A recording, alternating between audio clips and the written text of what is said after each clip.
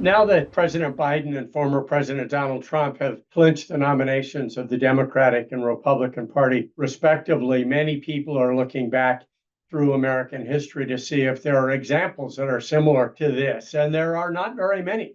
There's one example from the 1880s and early 1890s where Grover Cleveland and Benjamin Harrison, neither household names, had this sort of incumbent challenger rematch. And there are only 6 other times in American history when we've had the same 2 people confront each other twice for the presidency. And so this is quite rare.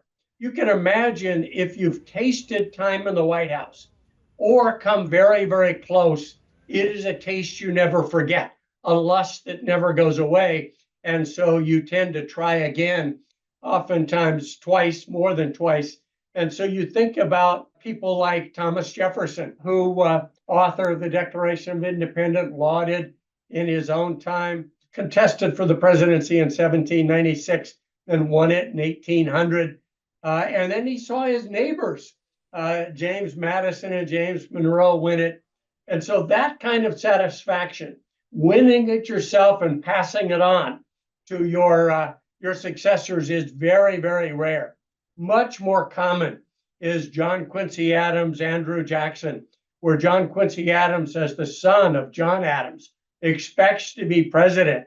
He narrowly achieves the president, never locks into it, and a looming public figure in Andrew Jackson takes it from him and defeats them. But in the most recent cases, we've had candidates that defeat their challenger twice.